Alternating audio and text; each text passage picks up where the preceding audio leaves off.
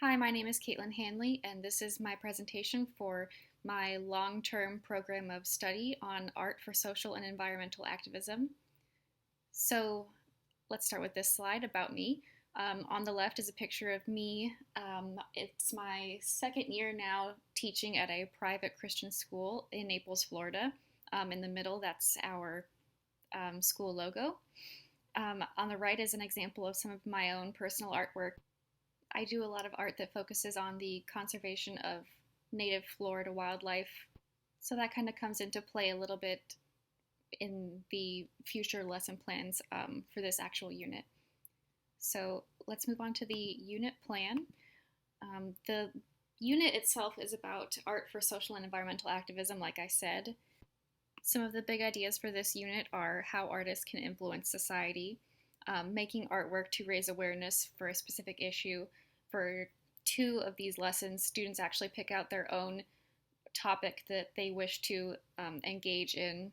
So they get to figure out how to display or depict a certain issue and what light they would like to shed it in.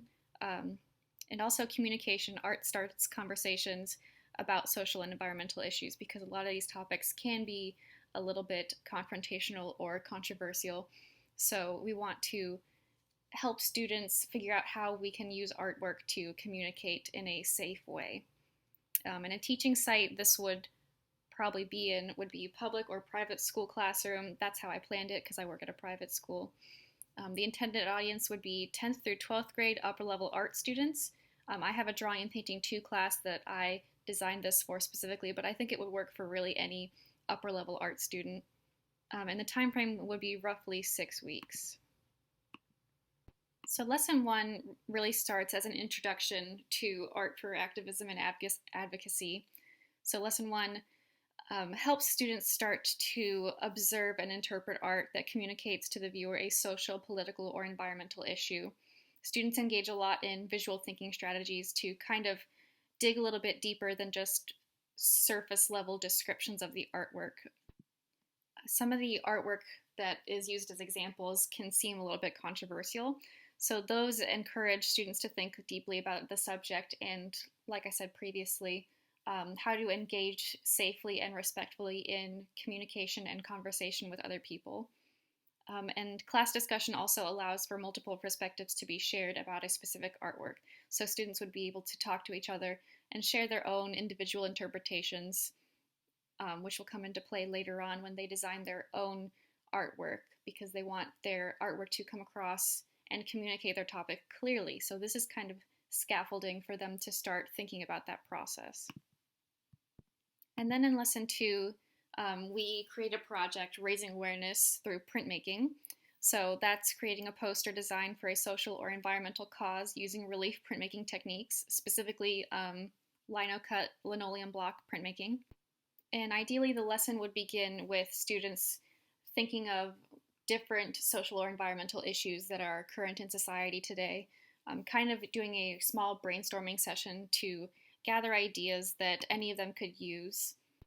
So after this short brainstorming session, students would start to develop a specific concept for whichever social or environmental cause that they choose to move forward with.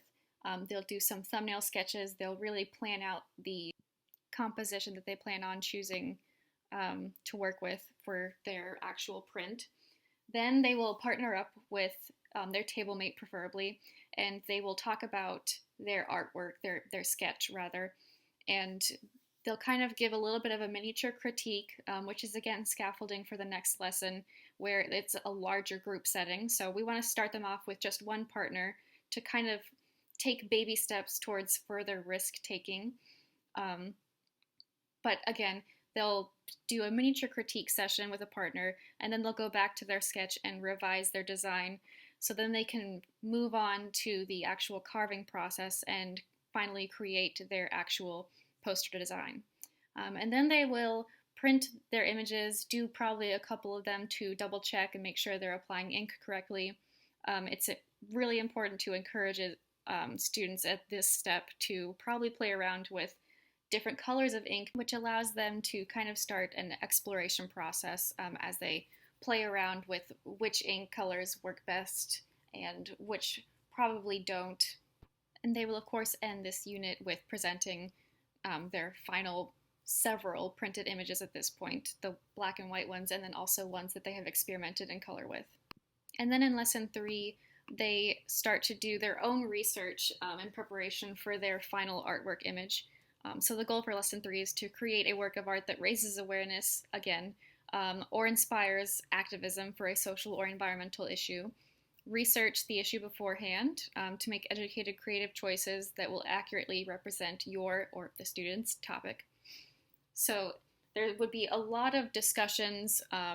We would start off this lesson by having a group discussion about more examples of contemporary artwork that engages in social or environmental issues. And then we would go into, again, more concept development and sketching, and then small group critiques to kind of refine their ideas a little bit more, allow some students to give their interpretations of the artwork so that the student artist can decide whether or not their issue is coming across clearly enough, or if they have to go back and make some decisions about what to include or exclude possibly in their design. And at the end of this unit, the student would be submitting a research paper, a project proposal, and their finished image, and they would display this finished image at the front of the classroom and talk about their research that they have conducted and explain some of their artistic choices to the class. And the methods of assessment in this unit, in lesson 1, there's the class discussion and a group activity about interpreting artwork. In lesson 2, there is another class discussion with some mind mapping to start thinking about some concepts they might want to engage in for the lesson, completing some sketches, and then, of course, the completed poster image, or probably multiple, like I said. And then in lesson 3, we have several different things that would be submitted: the research project proposal, completing thumbnail sketches, some revision processes, and then the finished project. A summative assessment for this unit would be the final presentation of their finished project and clearly articulating during that presentation what it was that they researched and their intentions behind their artwork. So this is the artwork that I created as an example for a finished lesson 3 project. And my concept was the effects of pollution on aquatic wildlife. And there's kind of some themes, or like underlying themes, I should say, of suffocation with all of the plastic bags placed on top. And then I have repetition of the word recycled to kind of, I mean, it's a little bit in your face, that it's important for us to recycle, and we have to change how we are acting if we want to help sea turtles and other aquatic creatures. And here are some artist examples that I have.